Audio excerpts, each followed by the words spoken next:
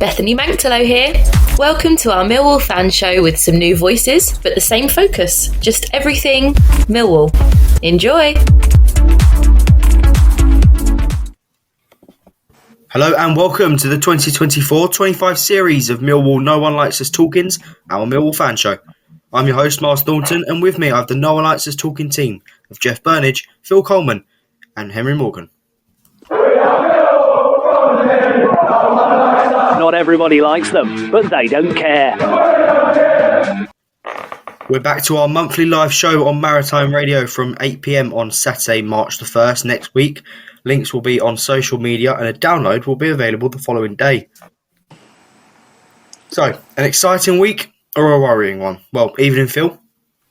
Evening, Myles. Evening, team. Phil, reflecting on our home draw against West Brom on Saturday, what were your highlights for it? As I keep on saying, there's no easy games in this league, and it was important for me that after the Plymouth game, we needed a good response. I've seen the highlights. I thought we played well early on. We created some pressure and created some chances, but again, failed to put them away. West Brom are at the top of the league for a reason. They're a really good side. They came back into it, and we finished well again. But for me, the lack of finishing, the joined-up approach in the top third, probably why clubs pay billions of pounds for strikers, for finishers. But there's signs of change for me. There's plenty of potential on show. Particularly from those young players that have been brought in over the last year or even less. But it's all about getting points. That's what counts in this league. You can win 1-0, we get 3 points. You can play really well and lose. But I think we have to be more ruthless in both boxes. You know, I have some sympathy with defending recently. Brian's been unlucky. But you've got to be ruthless in defence and in attack. You've got to keep clean sheets. And put at least one or two of those chances away if you can keep a clean sheet. I know it's easier said than done, but those new players and young players might take some time to get in there and settle down and get it right. But I've certainly seen a little bit of a change. And I think I looked at some notes earlier on, from the 18th of January, we lost the Hull. And since then, we've had 4 wins, including Leeds, 3 draws, and that abysmal loss to Plymouth, which we can kiss goodbye as a one-off. But so we are capable of winning and drawing games in this league, and it's all about collecting points. So for me, it's pretty positive. Yep, agreed. Evening, Henry. Evening. It was a cold night deep down on Tuesday. That left us with another 1-1 draw. What were your performances, highs and lows? I mean, look, I think any time you go to deep down and get a point, it's a good result. I know that they haven't beaten us for a long time. I think 2018 was the last time they actually beat us up there. But if I go back to the sort of end of the 90s, 2000s, it was always a difficult place to go and win at. I think that, you know, we're obviously trying to put together a team at the moment. And again, I would agree totally with what Phil just said in terms of a disjointed approach up front. I mean, I think we had 3 shots on target. One of those was a free kick. So, and what a free kick, you know, phenomenal. But I think that we did well in the second half to come back into the game when actually it looked to me like Preston was starting to turn the screw at the beginning of the second half. And I thought, oh, no, hang on, we could have an avalanche of goals here. But actually, we did really well to knuckle down, get back into the midfield battle and come away with the point. So, look, draw your away games, win your home games, and, you know, we'll be there or thereabouts at the end of the season. Definitely. Jeff, you evening, mate? Yeah, I thought we just about earned a draw. Certainly the second half we were under a bit of pressure, but our defending once again was really good. I mean, that's an established back four, with the exception of the right back who's come in for Ryan Leonard. All the defenders played well. There was only one scary moment when I think it was Aziz got the ball away off the line, and but it's possible that the keeper was fouled in that incident anyway. But I think it's a good result. We are still trying to find our best team and get our players fit. 1+ was to see Josh Coburn come on. Interesting that he comes back in straight away without a reserve game. Same thing that happened to Jake, and the same thing that happened to Emeku Adomo on Tuesday. So They don't seem to need a reserve game to come back in. All in all, I was happy after the final whistle that we defended so well, and that, I think, earned us a reasonably fair 1-1 draw. Agreed. So the under-21s game, you went to that as well, against Charlton. How did that go? Well, obviously I couldn't be at both, but I watched the under-21 game on television. We were on a 9-match unbeaten run, most of which we'd won.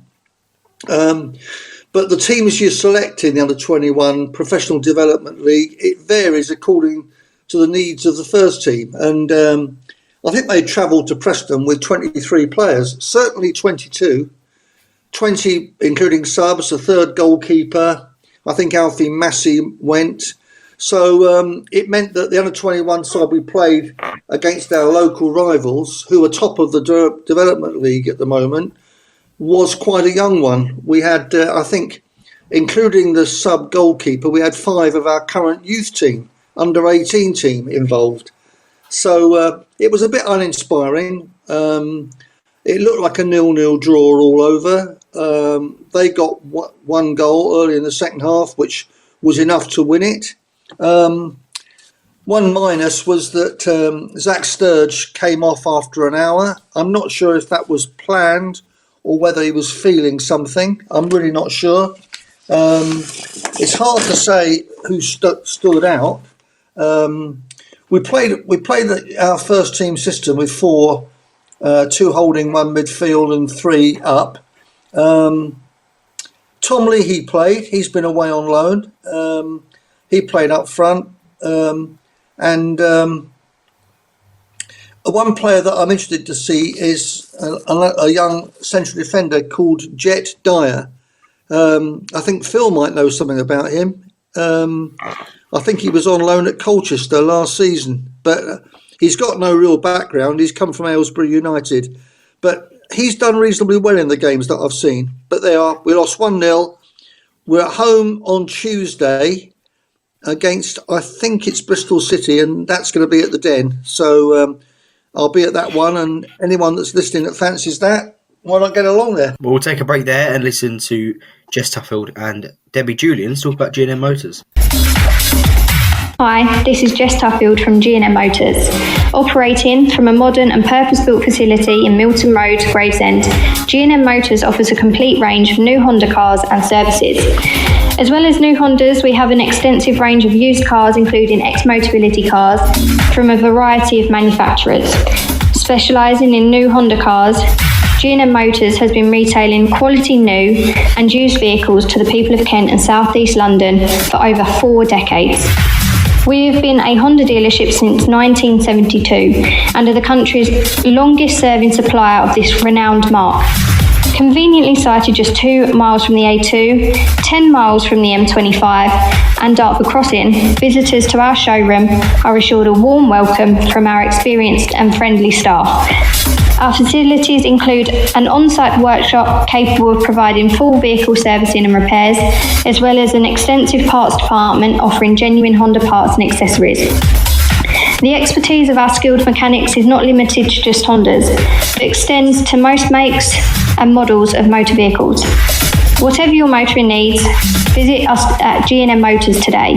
The newly extended hours of our G&M headquarters means that you can contact us from 8 a.m. till 6 p.m. on weekdays and 9 a.m. till 6 p.m. on Saturdays. To contact us, call us today on 01474 365 026. Thank you, Jess. Debbie Julians here. Don't forget to call Jess on 01474 81 3562. G&M Motors have been dear friends with the Julians family for over 4 decades now. From my dad Lenny to me, Debbie, Lions together. I'm your host, Myles Thornton, and with me I have the No One Likes Us talking team of Phil Coleman, Jeff Burnige and Henry Morgan. Many thanks to our sponsors, G&M Motors. Why not check the Hondas out and see what else they have on site at Gravesend. Our first guest is a well-known former Lion who continues his connection with the club today. He could be described as the host with the most. He made 196 appearances for us before heading to Portsmouth, having taken us to the top flight. It is the voice of the lounge and occasional partner to Karl Bates on Millwall TV. Let's say hello to Brian Horne. Good evening, everybody. Brian. How are you? Evening, Brian. It's Jeff here. Yeah. How you doing, Jeff? Hi, You Brian. okay? All right, Phil, how are Hi, you? Brian. Phil. Yeah, good. Thanks, mate. You? Yeah, very well, thank you. Good. Brian, it's great to have you on the show. You are appearing in Harrisburg on Thursday, aren't you, on February 27th? Tell us what's happening. Yeah, I think the Community Trust is putting together an evening, goalkeepers evening, with goalkeepers, I think, Kingy, Nicky Johns, myself, Marshall. So I think, that we're going to go down memory lane and probably tell a few stories and see how goalkeeping is very different from when we played, probably. Brian, how you doing? It's Henry here, mate. Hi, Henry. Yes, good to speak to you, actually. I think it's the first time I've spoken to you on the programme. But, how are you adapting to working alongside Karl Bates on Millwall TV? Yeah, let me tell you, Karl Bates is fantastic. He's teaching me loads every week. His knowledge about Millwall and how to present and commentate is magnificent. And as I say, he's teaching me a lot every week, and hopefully I'm getting better as well. Hi, Bryce. Phil again. How you doing, Phil? Yeah, good. Brian, the last time I saw you, it was a sad day, but it was a great day down at the Den when we remembered the doc. Any highlights for you, mate? What were the highlights for you? Well, unfortunately, on that day, Phil, I was working. But what was nice is that how many people turned up at short notice. Obviously, a few calls were made between all the boys and we all got together. And I just think that it just shows how much everybody thought of John Docherty. Not only changed a lot of our lives, but I just think as a person in general, he treated everybody like men. I mean, and I think that's why everybody turned up. I never really had I never really heard anybody say a bad word about the doc. And it showed that it was a match of the day that day with Brentford and on their big screen and Millwall, of course, as they look after their own, that they were fantastic, the supporters and the ex-players that come to pay tribute to him. I thought it was a great day. And again, Phil, it's like you've never been out of the dressing room. You meet up and then all of a sudden all the banter starts again, and it's like going back 30 years in your life. Yeah, it was brilliant. And I've got to tell you, Brian, you did a fantastic job, mate, because I know you were pulling strings and making phone calls and sending messages out for weeks before to try and get it off the ground. So well done, mate. And you're dead right. Thank you. It was like we'd never been away. And only the doc could probably bring about 23 players together again. But a sad day, but I don't think any of us will forget it. It was a great day, and the fans were great as well. Yeah, I'll tell you how it come about, Phil. Yeah. That Terry Erlock rang me, and he said that he had just been entered into the Hall of Fame at Brentford with John Docherty. But Terry said that Doc didn't look too brilliant, and to get all the boys together. So that was the start of it. I know we wanted to sort of have him there on the day and get him out on the pitch, and sadly he didn't make it. But Terry was the one that rang me and asked me to do. And I've got to tell you, Brian, no matter when you see him, he's always on top form, isn't he? He's just one top guy. Terry's off his head. I mean, I think he'll still be the same at 80 years old. He's great value. He's such good value and so funny and he's just a great person to be around. Absolutely. Cheers, Brian. I'll be speaking to you again. That was a special day to pay tribute to Doc. But of course, it was a very special team we had there.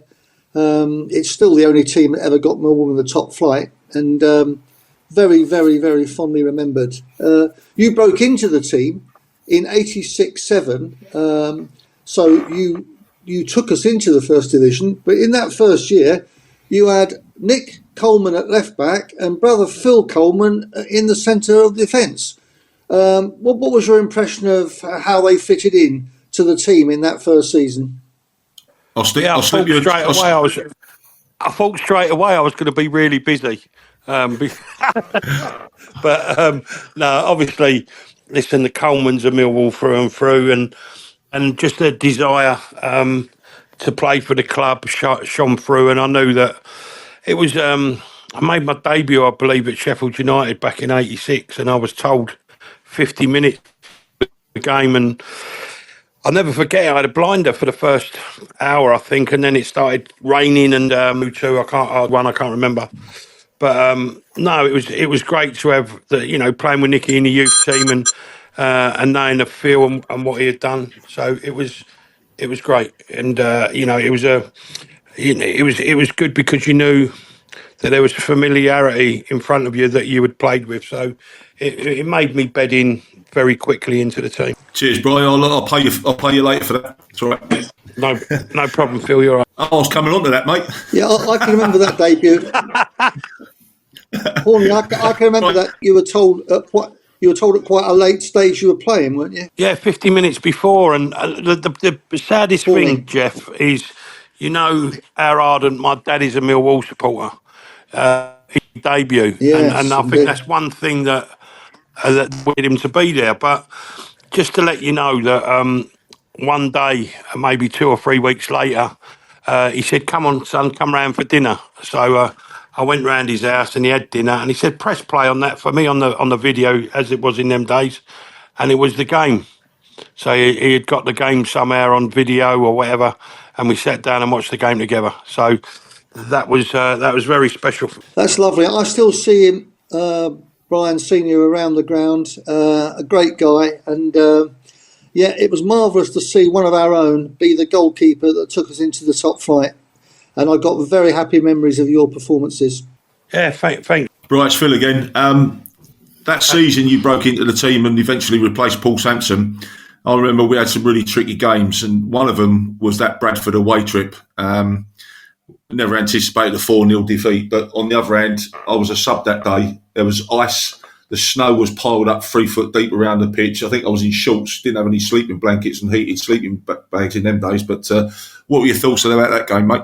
Yeah, I can remember it was 4-0, and I can't remember, Phil, was that the Tuesday night game or the Saturday game, and we stayed up to play Man City afterwards. But all I can remember was that the Bradford City supporters were throwing snowballs at my head, and That's obviously right. as they were hitting me, you could hear the crowd go "Whee!" or whatever. So I was the target for at least 45 minutes of the game anyway. But it wasn't a game that I can remember too much about, Phil. It was all I can remember. It was bloody cold, and I was getting snowballs chucked at my head quite often. And it's sad that it was a 4-0 defeat, and all we can remember is the snow and the ice and freezing our proverbials off. And I actually remember we stayed up after the game because we couldn't travel home because they all said it was too risky with the ice and the snow on the road. So can't remember the 4 goals. I ain't got a clue, but we were both there, mate. Yeah. But I think we might have had a night out as well after that game, Phil. I can't remember. We definitely had a night out, mate. I couldn't remember that. It don't go no further than that, though, Phil. All right? No, definitely not, mate. It weren't in Bradford either. It wasn't what? It wasn't in Bradford. We had to go out of town somewhere. All I can remember, and this is all I'm saying, is that I think I pulled a girl in Bradford from where I lived. So it was a crazy night, but it was good fun. But it all helped with the team building as well. That was what the doc was good at. Yeah, it's brilliant. Really, really good. Really good.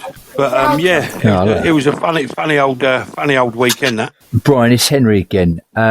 We know you're very supportive of many of the club's initiatives, and obviously Phil Coleman is here this evening, and your goalkeepers union brother Brian King both have long promoted a former players association. Sean Daly also passionately encourages this idea. Like, what benefits do you see this bringing? Well, I just think that, Millwall should be in touch with all the ex-players anyway. I think it's something that the club should be doing, and there's no better person than to do it as he's retired than Brian King, and tying in with, as I say, the Community Trust and Dean as well. I think they've all been talking about getting something started, and I think it's a great idea to bring the players back. There should be evenings with either set teams or maybe even an evening for all the players that have ever played for Millwall to come and have an evening and get their email addresses and telephone numbers so they can come up and be guests with me in the lounge or whatever. I just think it's something that should have been done a long while ago.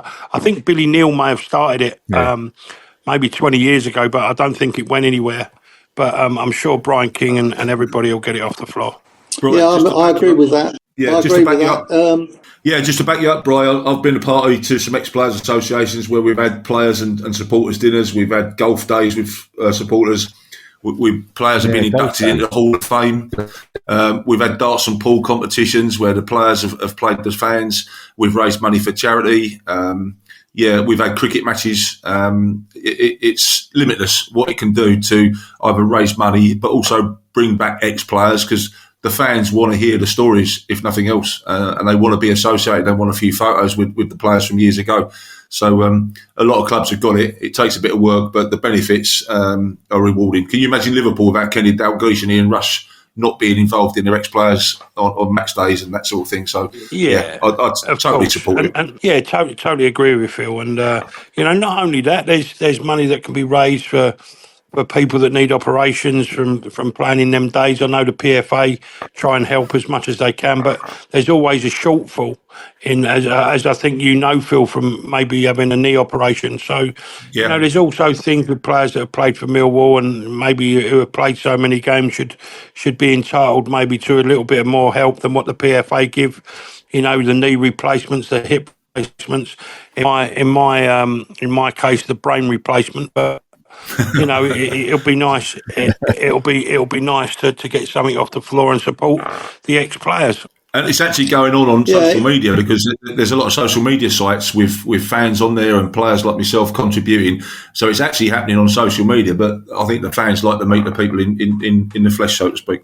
But turning to my question to you, Brian, you left the club. Your last two games, I think, were the two playoff matches against Brighton. Also Teddy's last two games, in that very disappointing evening at the Den when we could not manage to get through to the playoff final.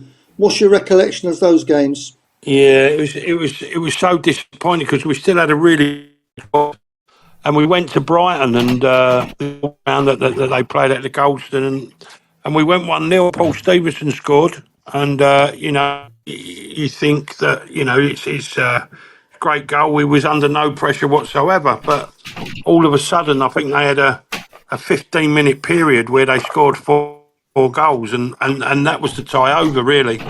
I mean, we just collapsed, and I think Robert Codner got a goal, I'm not sure, and I can't remember the other scorers for Brighton, but that was the end of that game, 4-1 up there, and then we came down and knew we had to score early.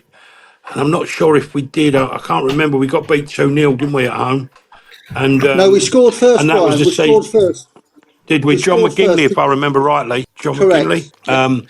And then obviously again, we just didn't have enough to get it back, and it was a real shame. I didn't get on with Bruce Rioch, as everybody knows, and I would have stayed at Millwall all my career. It wouldn't have mattered what division we was in. I would have stayed, but unfortunately, when Mick McCarthy took over, I think there was already a deal done to bring Casey Keller in, and there was Keith Brannigan there and Aidan Davison, and I think I was on a few quid at the time, and it was better to get rid of me than for any of the others. So obviously, the crazy thing is, Jeff, in football, just to let people know what it is, home to Middlesbrough in the Premier League and couldn't get in Millwall's reserves. So I was playing I played 4 or 5 games in 92 for Middlesbrough, and when I come back I couldn't even get in Millwall's reserves. It's crazy, but that's how you their time's gone by now, and but I would have stayed at Millwall all of my career, but didn't get the chance, Jeff. Brian is one of likewise myself, Brian. Likewise, but Brian is one of the 4 number ones to feature in the evening with Lions number ones on Thursday, February 27th, to raise funds for the Millwall Community Trust. Brian, what would you say to the listeners about joining Andy Marshall, Nicky Johns, Brian King, and you for that evening? Goalkeeper is a specialist position, and specialist people that play in them positions. We're a bit crazy. We have to be. To have balls kicked us at 90, 100 miles an hour and dive at people's feet and get kicked all over the place by the centre forwards and everything else. We've got stories to tell. It'll be a great evening. We've got different areas of people in, goalkeepers, Nicky Johns, Brian King, Marshall and myself. So it'll be a great evening. Loads of stories will come out, and it'll be entertaining for everybody that comes along. Before you leave us, we've got Ted's Prediction League. Henry is going to ask you to predict 3 scores from the Championship, These results will be collated at the end of the season, and we'll know which of our guests, hosts, panel and regular reporters are the best score predictions of the season. Right, Brian, I'll start that one again. All right. First one up, Derby v Millwall, mate. What's your prediction? 3-0 Millwall. Oh, that's fantastic. All right, random one now. Portsmouth, who PR? PR. Yeah, who PR? Do you know what? Not bothered. Don't like any of them, so 0-0. Yeah, good. Love that. And then we've got a bit of a local derby here, Watford-Luton. What's your prediction for Watford-Luton? Great. I really like the football club. Want Luton to win for sure. I want Luton to beat Watford 1-0. Good football club, Luton. Great people there that run it. And 1-0 to Luton, 91st minute winner. Amazing. Very specific. Well, sometimes you have to be, you know. Yeah, Brian, thank you very much for coming on the show. It's been a pleasure as always. We look forward to you joining us in the not too distant future. All the best to you and yours. Goodbye for now. Yeah, all the best. Great show. Keep it going, boys. Thank you. Yeah. Good night, mate. Cheers. Well done. Cheers, Brian. See you soon, pal. Bye-bye. Bye, mate. We'll take a break there and listen. Let's hear about Bermondsey Town.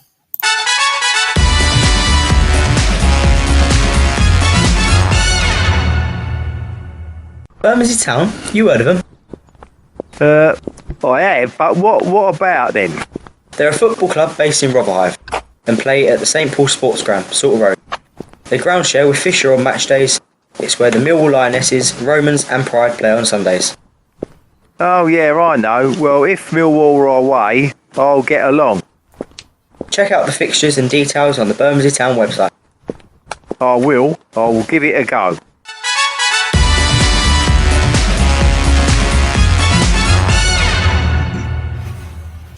I'm your host, Myles Thornton, and with me I have the Noah Lights Talking team of Phil Coleman, Henry Morgan and Jeff Burnige. If you're not going to Derby and want some free live football action, then watch Bermondsey Town host Bridon Ropes Reserves at St Paul Sports Ground, Salter Road, Rotherhithe, SE16 on Saturday at 2:45 PM. It would be great to see as many Millwall fans down there as possible. Now then, let's hear from Ellis Barr. Hello, Ellis here, and I'm glad to be back talking about Millwall. I know many have watched my videos. Thanks for your support along the way. It is now time to hear what all the Millwall teams are up to. Come on, Millwall! Come on, Millwall, indeed. Paul Loding brings us Millwall Romans and Pride updates. Hi, it's Paul Loding at the Millwall Romans with a quick update for the week. Firstly, great to see Eamon last Saturday. We attended the West Bromwich Albion game, a bit unlucky not to get a result out of that one, and happened to get a picture with Jake Cooper, the man of the match, at the end of the game, which was good. A bit unlucky, as I say. It would have been nice to grab the 3 points there. We were attending for Football versus Homophobia. With a piece from Daniel Jenkins, one of our players, has also gone out just before the start of the game. Obviously great to be there last week. In team news, Romans faced Titans in the LUL League. Titans are always a bit of a tough opposition. They're all sort of up there in the top half of the league at least. And at the moment, though, I have to say we're not gelling as well together as we would like. Bouncing off the back of a Liverpool result. And it just didn't seem to flow very well for us. Played some good football in parts, but again, we're just missing that bite. Titans scored in the first half from a very, very lucky corner that went in. And then we managed to get a penalty in the second half to bring it back to 1-1, which is where it remained until the full-time whistle. Both teams were in action at St Paul's last weekend, and we hung around to watch the Pride Titans game. Really, really good performance from Pride. They're really playing some good football at the moment. They picked up a few more players as well, and they knocked it around nice. They defended very well. They could have probably got into the double figures, I reckon, if they'd have kept going. But they managed to finish the game 5-0. Predictions this week.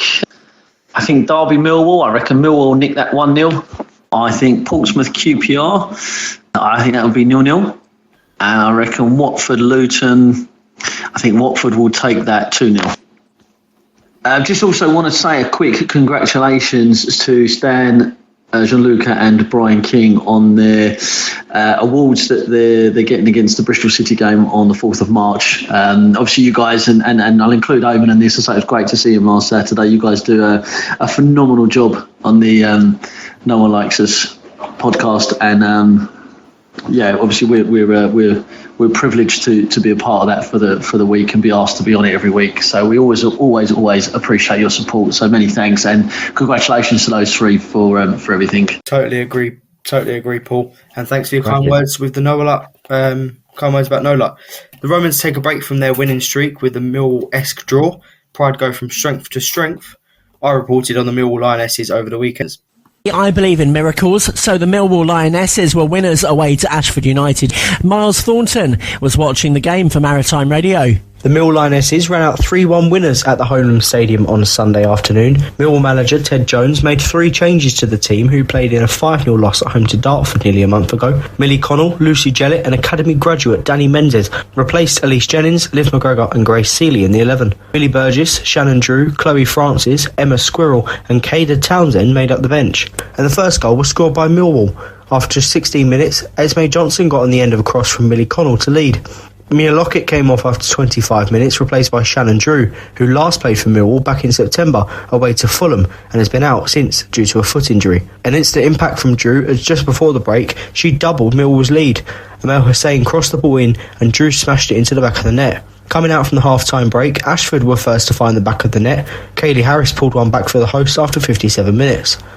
On 68 minutes, Lucy Jellett played the ball through for Drew, who crossed the ball into the box, and the Lionesses' top scorer, Kira Watlin, scored to restore their 2-goal lead. The Mill Lionesses head back to SC16 with all 3 points and will look to progress in the League Cup next week as they host Leatherhead FC in the quarter-finals of the competition. Myles Thornton, Maritime Radio.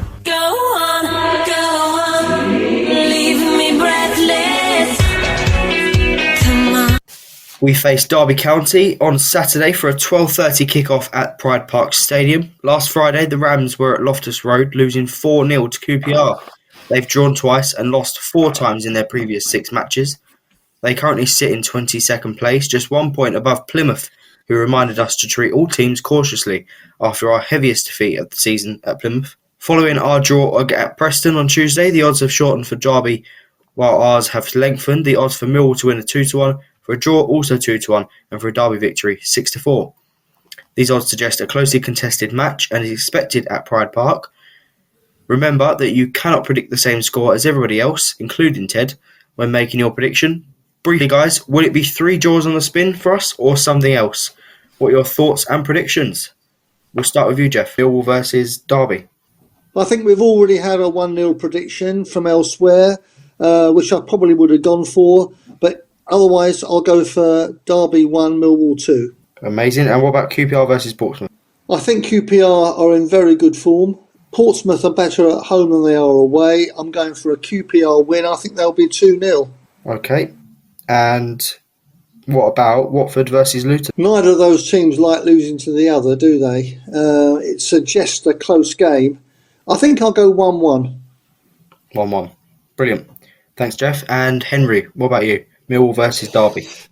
Yeah, I think the Derby game to me has got a bit of an air of the Leeds match. I know a lot of people going up there. I think we've got an extra 300 and something tickets. I know there's a lot of talk about people going to that game. So look, I think we could have another game like that. I think we're going to win that 3-1.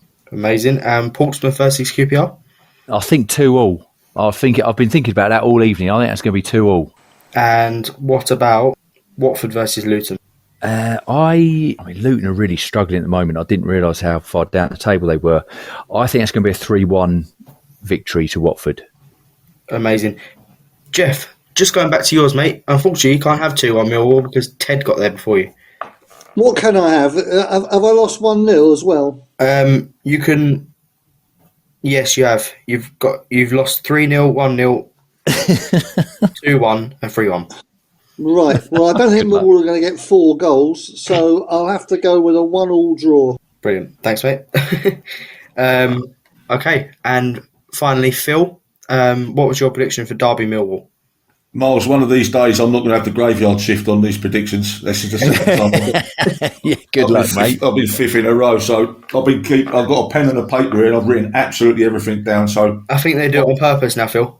Yeah, I think they wind me up. So I'm going to wind you up, and I'm going to say Derby 6, Millwall 1. Only joking. I'm looking at 2-0 to Millwall. Nice little away win, 2-0. Portsmouth QPR, I'm going to go with, I think Portsmouth might struggle. QPR are in form, so let's have a 3-0 to QPR. Yeah, and I think Watford may well destroy Luton. Watford are at home, Luton are struggling, so let's go for goals and have 4-0 to Watford. Wow, I bet nobody's going to guess them. Some very unhappy Luton fans. Oh yeah, right, put a bet on it. Phil. Because if you win that, I tell you what, you can take us all out for a meal. Oh yeah, I'm not buying a club on that one. For me, I'm going to go for Derby versus Millwall. I'm going to go. Oh God, this is why I hate being the host. Yeah, good luck, mate. I'll go 3-1. No, I can't go 3-1. I'll go 3-2 Millwall. Defence is on top. Portsmouth versus QPR. I'm going to go 1-1. No, Ted had that. I can't do that. 1-0 to QPR. Yep, I can go there. Brilliant. And for Watford versus Luton, well, my actual prediction was 1-0 Luton, but Brian Horne got there before me. So I'm going to go 2-2 on that one. Yeah, I'm safe for that one. Brilliant. Oh, goodness me. We do love this game. Not that. Anyway, thanks for that. Since we won't be broadcasting until next Saturday night at Maritime Radio, do we have any quick insights regarding the FA Cup game against Crystal Palace next Saturday? Phil? Henry? Jeff? Can someone get me a ticket? You and me both, mate. You and me both. I won't be at the game, but I will say this. I think it depends on the strength of both teams, particularly Palace, and how the managers, particularly the Palace manager, does he value the game? Does he value the FA Cup? I think he has to now, doesn't he? Like it's that late in the competition, they've got a serious chance of winning it. Not being funny, but they have. Look at the teams left in it. Yeah, so a full strength Palace team. A full strength Palace team, and they're right at it. It will be a tough ask for us, but like everything else, it's the FA Cup, and I keep telling people if Palace seem to think it's only Millwall and their attitude is 10% down, and Millwall put a very strong team out, and it's Palace, and we have to raise our game, there could be a big attitude difference. So you never know in these cup games. It's a local derby, 6 miles apart, but for me, it's the strength of the Palace team may well dictate. Well, I actually think, I was speaking to a friend of mine from uni who's a Palace fan, and he said that he thinks we'll win because Palace are not very good at home. I think they've won 2 league games at home this season. Really? Yeah. So I don't know. Like they've given us a lot of tickets, haven't they? 3,700. Yeah. And it just like that whole Leeds game. Everything about that game had a vibe. You know, when you just get like that Millwall vibe, like everyone was going up there on the train. It was just the whole day from start to finish. I just didn't think we were going to lose that game. I don't know. So maybe it's the same. We've had some great games at Palace, like over the years. Fantastic. I remember us beating them 3-1 when we just got promoted again in like 2001. And it's one of my all-time favourite memories of that half away stand just going mental. It could be the same again, but I think Palace really... they showed their class at the Den a couple of years ago, and I completely agree with what Phil said. If they put out their strongest side up, hopefully it doesn't get too embarrassing. That's what I'd say. Oh yeah, definitely. I just want to keep the faith, and hopefully they don't put a strong team out. I would like to see SA start though. I really would like to see SA start. Actually, no, I wouldn't, because he'd probably score against us. No, that would be Millwall's luck. I think Palace will treat this very, very seriously. They're going to finish in mid-table in the league. They've got a decent chance of a run if they can beat Millwall in the FA Cup.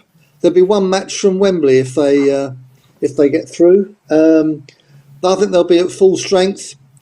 The problem they've got is that means they'll be expected to brush Millwall aside, and I don't think it will be like that. I think it's going to be a very, very tight game. And I can't wait. And it should be a very, very good Maritime Radio show that night. Oh, definitely. Definitely. I'm hosting it, so that's fantastic. Jeff, are you going to the game? We're having a family party with some family friends. 3 families all watching the game on television at my daughter's house. Please tell me there'll be a Palace fan there.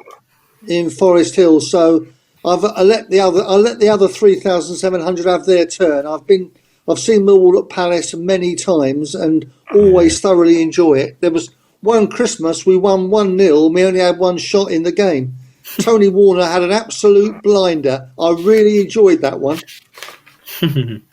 Brilliant. Crystal Palace was my last ever game for Millwall, 1987. Yep. What I'll do is I might do a Tales from the Brute Room on that one because that was an interesting game. Yeah, that was an interesting game. Yeah, I'm not giving away anything for that week. Phil, talking. Well, we've got predictions first from Nick Wythe of the Millwall Facebook Sicily site. Let's hear what Nick predicts. Hello, everyone. Predictions from Nick Wythe. Derby 0, Millwall 2. Portsmouth 2, QPR 2. And Watford 2, Luton 0. Cheers. He can't have 2-2. I've got 2-2. He's just picked everyone else's picks. It's different for Nick. It's different for Nick. It's different for Nick, is it? Yeah. Okay. Different rules for Nick. Two-tier Nick. Yeah. It ought to be different for Phil as well, really. No, Phil doesn't have that luxury. From the boot room should just get like a clean slate, right? He gets a fair run at it. I'll just come in at 4-0 for every game. Well, talking of the the renamed Brute Room, here it is now. So let's hear from Phil Coleman. Hi, Phil Coleman here with some more tales from the Brute Room. It's called Brute Room after a few of my tackles in the 70s and 80s. This session, I'm going to talk about some of the keepers I saw, trained and played with, and they will include Ray Goddard, Nicky Johns, Peter Glazier, Paul Sansom, Pat Cuff, John Jackson and Brian Horne. Mill's been blessed with some great keepers. My first player that I watched and trained with was Ray Goddard. Ray wasn't the tallest, but he was so quick, and he didn't wear any gloves. What Ray used to do, he used to use a substance called Methsal. It's like Raldex, the heat cream, and he used to smear it on the posts, this yellow cream on the inside of the posts. And he just dabbed a little bit onto his hands and the ball stuck with him. Sadly taken too early, Ray.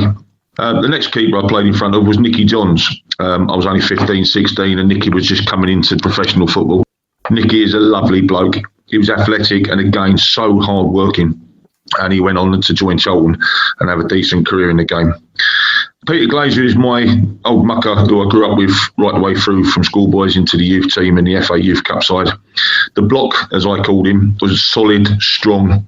We both signed pro together, and I can safely say he hit me and punched me probably once or twice a week coming out for crosses. We had some good times together, particularly winning the FA Youth Cup, both making our debut and both signing long-term contracts. I think we both signed 4 and 5 year contracts. I'll never forget one particular game in that FA Youth Cup final run that we had, the quarter-final away to Nottingham Forest. He pulled off Weldies, and as I say, the club let him go and he went on to Northampton Town, where he's still the record clean sheets holder for the club. And I did my homework. He's kept 112 clean sheets in 412 games for Northampton. Following Peter was Paul Sansom, again from the youth team. He played over 150 games for Millwall, and what probably people don't know is he played 300 for Southend. Another great shot stopper. And his dad was a butcher. There was a couple of Christmases where his dad provided the turkey and the meat for the players at Christmas. Another keeper I played in front of in the 70-79 season, Pat Cuff. Pat gets incredible stick from our fans, but believe me, he was a good keeper. I think he was in the wrong time, wrong place. He had it tough in a very difficult time with a struggling team. But again, he worked hard. He was a good keeper, worked hard every day. He was only there for a season or so, but in that season or so, he's got on his CV a 2-1 win for Millwall against West Ham. One of the best keepers for a whole host of reasons I played in front of was John Jackson. Jacko, as we knew him, he was tough, great experience. He came into the club, he was about 37 years old. He knew what was going on before it happened, and he kept passing it on to us youngsters. Great shot stopper, rarely came for crosses, but if he did, blooming hell, we got out the bloody way. If you chipped him in training, good grief, he'd chase you and punch you. Stonewall, as the fans called him, helped me no end. I love talking to him. We spend hours on a coach to away games, hotels, talking about football. And what people probably don't know is he had a little black book. And just before kick-off, he'd get the little black book out, and in the black book was the names and the directions of all the penalty takers that he'd previously faced. God bless Jago. The last one I'll talk about is Brian Horne, probably the best stopper I've come across. He also worked hard in training, particularly if it was a Friday, where a few of us had to get on the scales at 1 o'clock and had to manage to check our weight. Shared a few great games in front of Horney, particularly one stands out. We played Brighton on New Year's Day in 1987. It was like the bloody Alamo second half. I mean, the pitch that we were defending, the half that we were defending was just brown, and the half that we were attacking was green. And I remember Horney flying all over the place, pulling off saves and trying to deal with everything that Brighton, who had a great team then, were throwing at us. And that leads me on to a finishing piece. Brian Horne, along with 3 other keepers, Nicky Johns, Brian King, the legend, and our FA Cup final keeper, Andy Marshall, they'll be in Harry's Bar next Thursday for a night with the number ones. It's Thursday the 27th of February. Tickets are still on sale at a tenner, including food.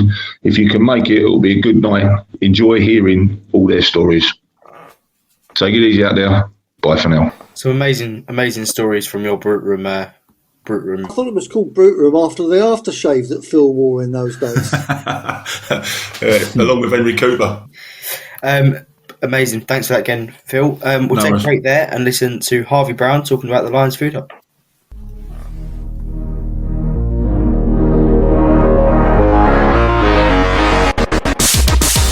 Hi, Harvey Brown here. I am proud of the Lions Food Hub, which is jointly owned by Kelly and Ellen Webster, and they have been supporting families within our community for over 2 years on Millwall match days.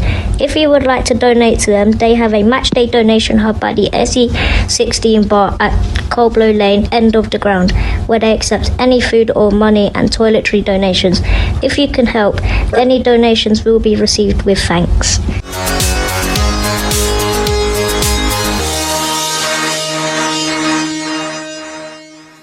Thanks for that, Harvey. I'm your host, Myles Thornton, and with me I have the No One Likes Us Talking team of Phil Coleman, Henry Morgan and Jeff Burnige. The Food Hub still needs donations to meet the needs of the community.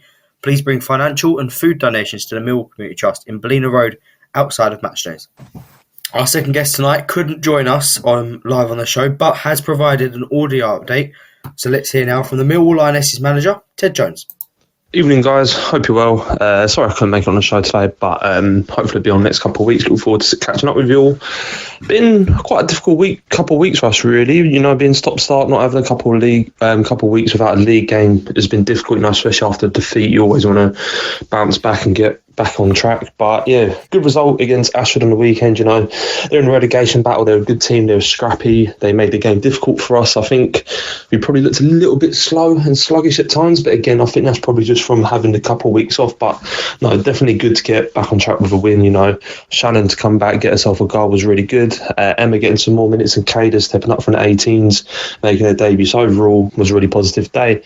This weekend we've got Leatherhead in the quarterfinals of the Cup, which again won't be an easy task. You know that yes, they are tier 6, so they are a league below us, but they've had some great results in the competition so far. I mean, they've knocked out Sutton and New Haven, are both in our league, so we know they're certainly going to come to St Paul's and give us a real tough game. We've watched some clips of them against Sutton, so we know they're a good team. We know they play some good football, and they're definitely going to be up for it. So I think, as everybody always says, Millwall, the biggest small club in the world, everybody who we play against always bring their best and a little bit more. So we're going to have to be our best.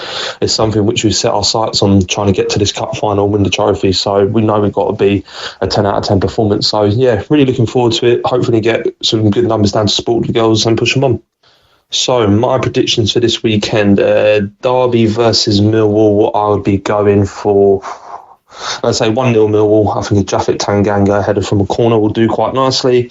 Portsmouth QPR, again probably go 1-0 Portsmouth. And Watford Luton, Derby game, I'll go 1-1 draw. Thanks very much for that, Ted. The Lionesses, Ted seems quite happy with the Lionesses after the Ashford result and ahead of the League Cup quarter-final at St Paul Sports Ground this Sunday. You can hear a report on that game if you can't make it to the game on Maritime Radio at 8:45 on Monday morning.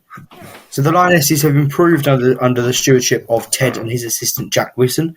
From your experience in the game as a player and currently a coach at Braintree, how difficult is it to turn around a team to start getting results, Phil? It can be really difficult. I think you've got to go in and honest and very quick assessment of what you've got, looking at the players and the staff that are available. You've got to do things like find a formation. Is it 4-4-2? Is it 4-3-2-1, etc. Get players buying into what you're doing. Respect each other. Give players self-belief. Get them working hard, trusting in you. Looking to improve individuals like a centre forward and their finishing. Looking at the units, like can you improve the defence as a unit? Can you improve whole team tactics? And basically, with what you've got, if you haven't got money or you can't bring in players, you have to find ways to win points. And there's a whole host of them. But I think there's man management and there's good coaching. And if you can combine both of them and the players are buying in, most of all working hard, I'm sure you find a way to get the best out of what you've got. Jeff, as an aficionado of the Millwall Lionesses, has it been a difficult journey for the Lionesses since being relegated from the second tier by the FA? And can you see an upturn in the fortunes ahead? It has been a difficult 5 or 6 years. We were in the second tier when the FA decided that they wanted to have a different system. A successor club of ours, known as London City Lionesses, are still operating at that level. I've been watching the Lionesses since 1986. We've won the FA Cup twice in my time, but we are now stabilised, doing quite well in the division we're in. Crowds are quite good. Some of the away teams really want to see them play Millwall Lionesses, so they bring a lot of people with them. It's 1:30 this week against Leatherhead. Admission is free, I believe. Hope to see you all there. Henry, all things Millwall are in your bag. What about a prediction for the Millwall Lionesses versus Leatherhead this weekend? And can Kira Watling increase her leading goal scorer tally to 11 or even more in this one? Yeah, no, I mean, I was looking at this. I think she's got something like 10 goals so far this season, something like that. Look, I think they're playing a team, from the division below. They beat Ashford 3-1. Was it last week? No. Last week. Yeah, look, I think they've got. I can't see why they wouldn't, be looking to get 4 or 5 goals in this one. To be honest with you, and really just sort of kick on. And and obviously, you've got to think if you've got a Northern Irish international in your team, playing a team below, you've got to think she's going to get at least a couple more goals, if not a hat-trick. So, look, I think they've got a great chance. I think that they should really be looking to get, something towards a cricket score going there, to be honest. So, yeah, good luck to them, and hopefully they can make that league, above experience really count. Amazing. High hopes for Sunday at St. Paul's then. Thanks for that, guys. I'm sorry you couldn't join us, Ted, and thank you for your thoughts. We'll take a break there and listen to Bethany explain how you can help and support the Millwall Community Trust. The Millwall Community Trust is something that I, Bethany Manctolo, admire for all that it does. The Trust was established in 1985 to provide sporting, educational, social and healthy lifestyle opportunities to the local community in Southwark, Lewisham, North Kent and the wider community. Its work is targeted at people of all ages, irrespective of race, gender or sexual orientation, and runs programmes aimed at tackling social exclusion, racism, knife crime, lack of employment opportunities for young people, mental health and disability. The Trust aims to be a progressive and campaigning charity that makes a difference to ordinary people's lives. Its work is undeniably essential to the local community. Donating to the Millwall Community Trust is easy. Visit their website and click on the Get Involved section. There are also sponsorship opportunities. To support this work, email commercial@millwallcommunity.org.uk. I'll say that again. That's commercial@millwallcommunity.org.uk. If you can, please help them to continue their vital work. I'm your host, Myles Thornton, and with me are the Millwall Lionesses talking team of Phil Coleman, Henry Morgan and Jeff Burnige.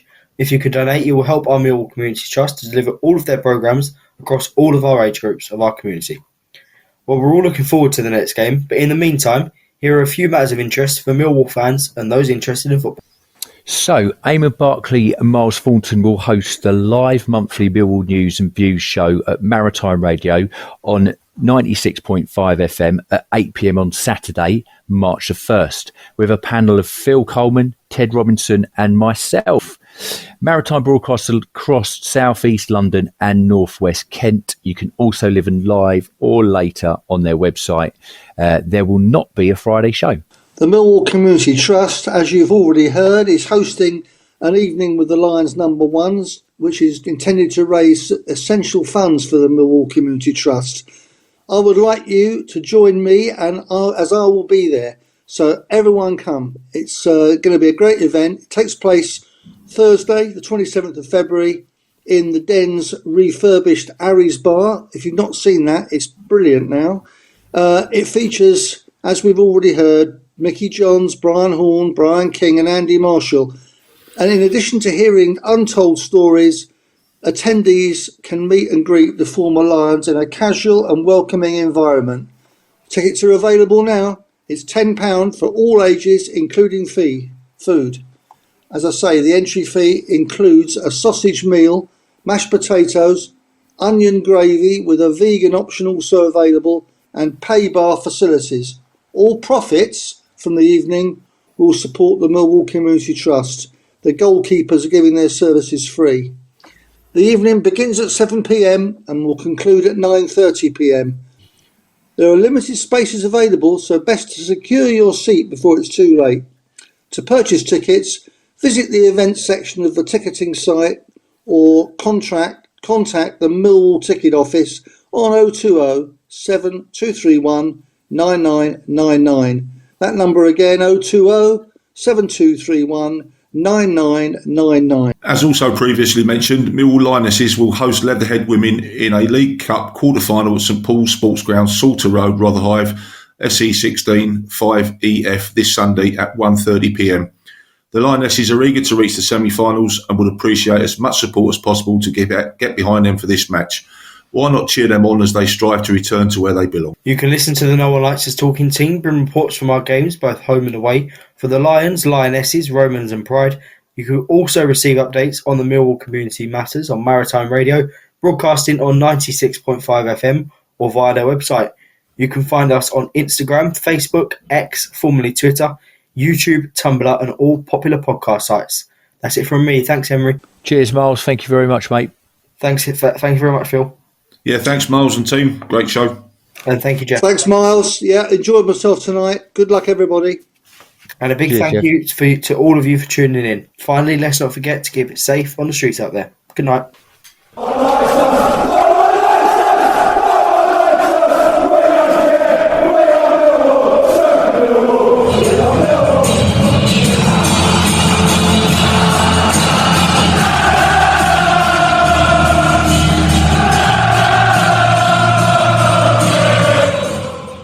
Our Millwall Fan Show is sponsored by G&M Motors of Gravesend, Honda dealers and much more. Thank you.